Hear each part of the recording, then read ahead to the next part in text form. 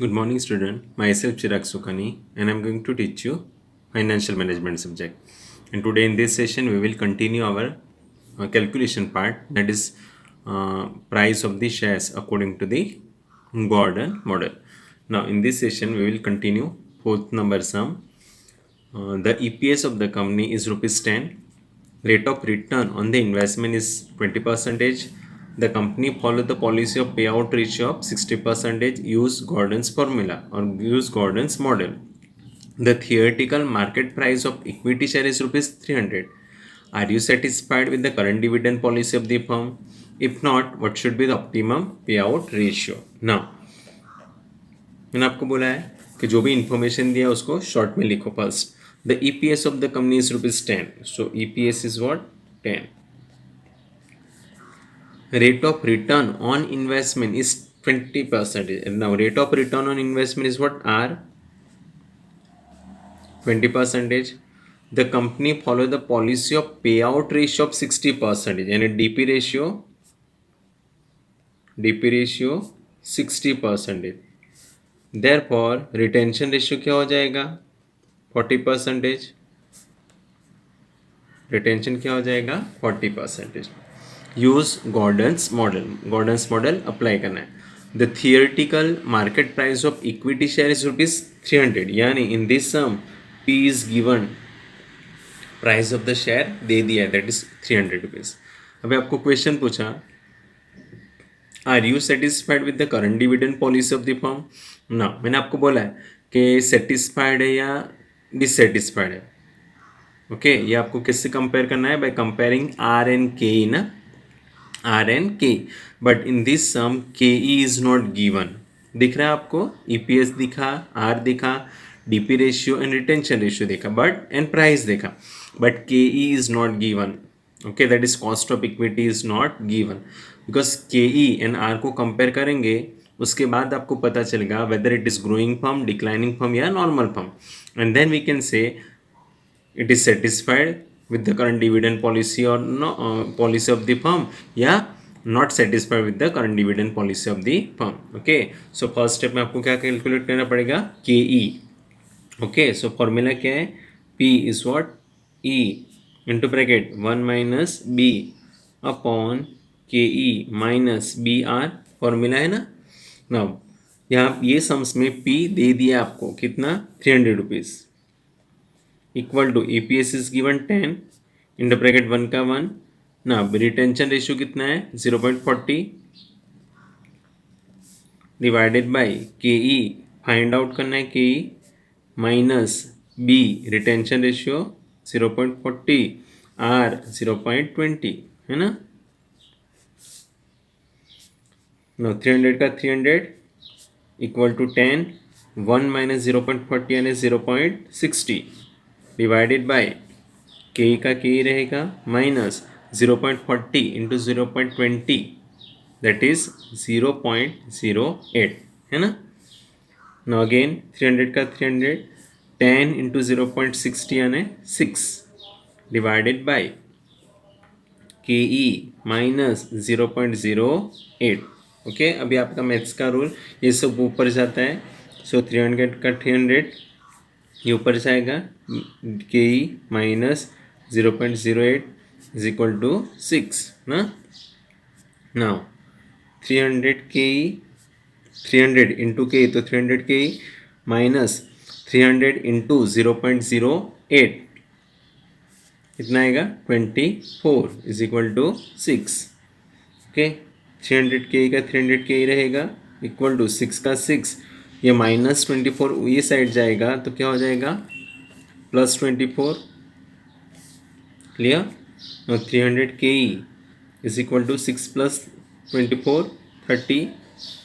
Okay, so K E is what? 30 divided by 300. therefore K E is what? 0.10. That is K E is what? 10%. आ रहा है समझ में?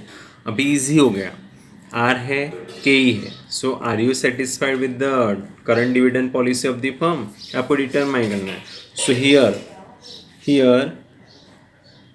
Here R is greater than K E है. है ना, that is 20% is greater than 10%. So it is a case of growing firm, है ना. So it is a case of growing firm.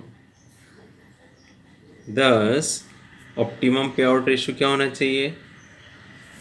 Thus optimum payout ratio should be 0%. So are you satisfied? No, na? No, I am not satisfied. No, I am not satisfied with current policy, current dividend policy. Why? ना, ये तो आ गया. Are you satisfied the current dividend policy? So no, I am not satisfied the current dividend policy. If not, what should be the optimum pay out ratio? मैंने आगे ही लिख लिया. If not, what should be the optimum pay out ratio? Of the optimum pay out ratio should be 0%. So no, I am not satisfied the current dividend policy because here pay out ratio कितना है? Because here pay out ratio कितना है? 60%. But actually कितना होना चाहिए? 0%. So I am not satisfied with the current dividend policy of the firm. Clear? आपको समझ में आ रहा है? सो रिमेंबर वन थिंग कि कंक्लूजन लिखने से पहले आपको क्या क्लियर क्या मतलब पता होना चाहिए? That is R and K. R and K को कंपेयर करेंगे तो ही आपको पता चलेगा whether it is growing firm, declining firm and normal firm. And then we have to determine K what should be the optimum dividend pay out ratio. Clear? आ रहा है समझ में? सो कंक्लूजन अच्छे से लिखना है आपको. जो क्वेश्चन पूछा है, are you satisfied? So no, I am not satisfied with the current dividend policy of the firm. Okay, so if not, तो what should be the optimum pay out ratio? So it is a case of growing firm. ये मैंने पहले लिख लिया. It is a case of growing firm and for a growing firm the optimum pay out ratio should be 0%. Clear? चलो next fifth सम. Again fifth सम समझ के करना है, बाकी रिविजन जैसा है फिफ्थ सम भी. The earning per share of the company is ₹10. EPS is what? 10. And the capitalization rate applicable to it is 10% and a KE 10%. The company has before it the option of adopting the payout of 0, 50 and 100. यानी DP ratio 0% और 50% और 100%. Use करना है Gordon's formula and compute करना है market value of the company share if productivity of retained earning A 20% होगा, if the productivity of retain earning B 10% होगा and if the productivity of the retain earning C 8% होगा तब. And what inferences can be drawn from the above exercises and क्या conclusion आएगा. Okay, so A में productivity of retained earning that is R कितना लेना है? 20%. Okay, so A में आपको आर 20% लेना है. EPS तो दिया ही है कॉमन 10, के भी दिया है 10%. ओके, सो आपको क्या कैलकुलेट करना है? Price of the share if the DP ratio is 0, 50 और 100.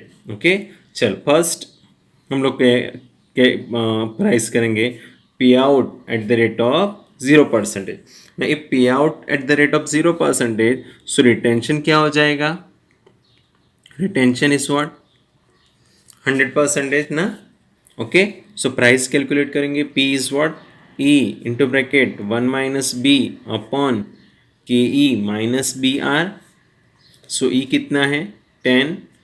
1 का 1, रिटेंशन 100% यानी 1 हो जाएगा. डिवाइडेड बाई KE कितना है? 0.10 माइनस बी इज 1, R 0.20 ना. ओके, सो 10 का 10, 1 minus 1 0 divided by 0.10 minus 1 into 0.20 दैट इज 0.20. Now 10 into 0 divided by 0.10 minus 0.20 minus 10 आएगा ना. सो रिजल्ट क्या आएगा आपका? 0. ओके, नाउ ये zero that is meaningful result नहीं आया, क्यों नहीं आया? Because of Gordon's assumptions. ये गॉर्डन्स एजम्पशंस क्या बोलता है? K E must be greater than G R, sorry, ke must be greater than g is what br, यानी cost of equity always greater होना चाहिए as compared to growth rate. But यहाँ पे क्या दिख रहा है? कॉस्ट ऑफ इक्विटी 10% है और ग्रोथ रेट क्या बन गया? 20%। सो ये एजम्पशंस को फॉलो नहीं करता है। सो आपका कैसा रिजल्ट आया? This absurd result, this absurd results आया। क्यों आया? This absurd results are due to the assumptions of Gordon model. Okay, that is ke must be greater than g is what? br होना चाहिए। ये नहीं होगा तो आपका कभी भी रिजल्ट मीनिंगफुल नहीं आएगा। क्लियर? नाउ सेकंड में पे आउट कितना है? पे out at the rate of 50% है ना। सो रिटेंशन क्या बन जाएगा? रिटेंशन भी 50 बन जाएगा। सो अभी मैं डायरेक्टली प्राइस कैलकुलेट कर रहा हूँ। So E is what 10 into bracket 1 minus retention 0.50 divided by K 0.10 minus B 0.50 into are 0.20 है ना। मैं अभी डायरेक्टली फॉर्मूला नहीं डाला, अभी आपको आना चाहिए। 10 1 माइनस 0.50 यानी 0.50 divided by 0.10 minus 0.5 into 0.2 that is 0.10 आएगा। ओके, सो 10 into 0.50 कितना आएगा? 5 and 0.10 minus 0.10 0। Okay, so again आपका ये इनफाइनाइट आंसर आएगा। आंसर क्या आएगा? इनफाइनाइट ना, यानी any positive value divided by zero we can get infinite value. Okay, so that is not defined. उसको क्या बोलते हैं हम? Not defined. Okay, so again ये ऐसा क्यों आया? दिस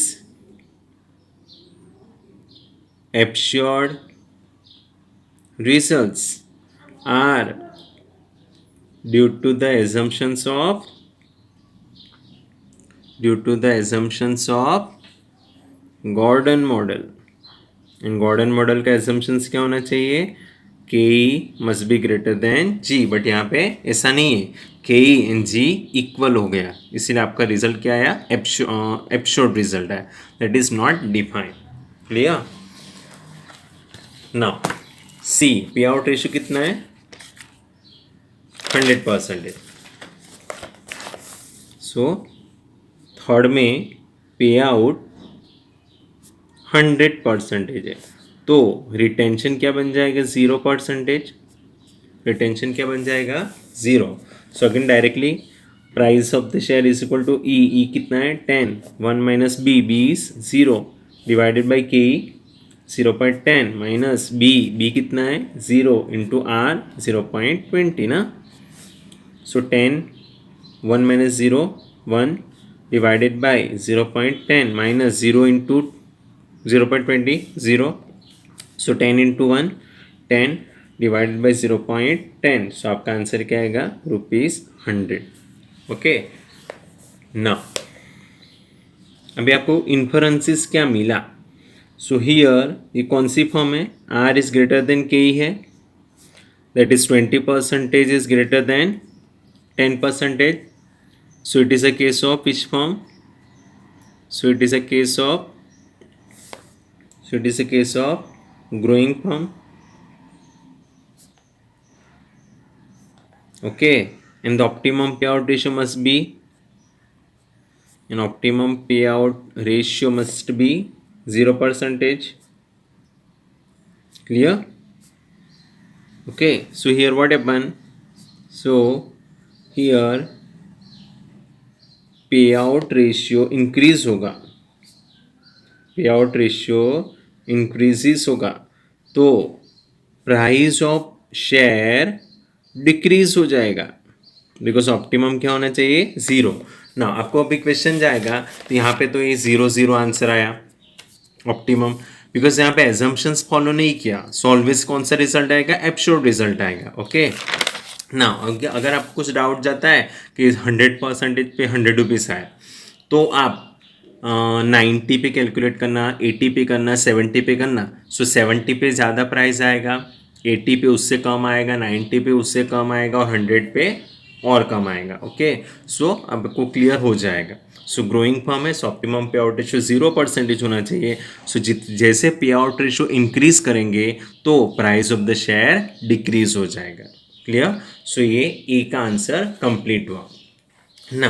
बी, बी में R, productivity of retain earning कितना दिया है? आर 10%। ओके, ईपीएस तो सेम ही है 10, एंड के भी कितना है? सेम ही है 10%। ओके, और पे आउट भी सेम ही था। पे आउट कितना था? 0, 50 एंड 100, 3 टाइम करना था ना। चलो हम लोग फर्स्ट कैलकुलेट करते हैं। पे out at 0%। Okay, so retention क्या हो जाएगा? 100 हो जाएगा। क्लियर? चलो पी, पी इज व्हाट? ई। मैं अगेन फॉर्मूला नहीं लिख रहा हूँ, आपको आना चाहिए। E is what? 10, 1 minus B, retention 1 हो जाएगा, divided by K is 0.10 minus B 1 into R 0.10 ना। सो 10 का 10, 1 minus 0, 1 minus 1 0, divided by 0.10 minus 1 into 0.10, so again 0.10। So आपका आंसर क्या आएगा? 10 इंटू 0 0 एंड 0 0। ओके, सो आपका आंसर क्या आएगा? Not define. Why not define? So again आपको यहाँ पे सेम कंक्लूजन लिखना होगा। This absurd results are due to due to the assumptions of Gordon model. Okay, that is K must be greater than G होना चाहिए, but यहाँ पे ऐसा नहीं हो रहा है, इक्वल हो गया। ओके, नेक्स्ट, पे out at the rate of 50%। तो रिटेंशन भी क्या हो जाएगा? 50%। So price of the shares, EPS 10, 1 minus B 0.50 divided by KE 0.10 minus B 0.50 into R 0.10 ना। So 10 का 10, 1 minus 0.50 यानी 0.50 divided by 0.10 minus 0.5 into 0.10 करोगे तो आंसर क्या आएगा? 0.05। So 10 into 0.50 that is 5 divided by 0.05. Okay, so answer क्या आएगा? ₹100। Clear? Now third, पे आउट कितना है? 100% है ना। पे out at the rate of 100%। So retention क्या हो जाएगा? 0। सो प्राइस क्या होगी? EPS 10, 1 minus B 0 divided by KE 0.10 minus B 0 into R 10 ना। सो 10 का 10, 1 minus 0 1 divided by 0.10 minus 0 हो जाएगा, 0 into this। सो 10 का 10 divided by 0.10, सो आंसर क्या आएगा? ₹100। ओके, सो आपका कंक्लूजन क्या होगा? Here R is equal to K है, that is 10% is equal to 10%. So it is a case of normal form. It is a case of normal form. Thus there is no optimum payout ratio ना normal form के लिए। तो और we can say any payout ratio is optimum. Why? Because at any payout ratio, price of the share remain same होता है ना। Same conclusion है ना, जैसे हम लोग प्रैक्टिस चालू है, सेम ही है। सी, सी में प्रोडक्टिविटी ऑफ रिटेन अर्निंग कितना है, आर 8% है, आर यानी 0.08, ईपीएस कितना है 10 एंड के कितना है 0.10। ओके चलो फर्स्ट पे out at the rate of 0%, तो रिटेंशन क्या हो जाएगा 100%। So price of the shares क्या होगा, EPS 10 into bracket 1 minus 1 divide by K 0.10 minus B 1 into R 0.08 ना।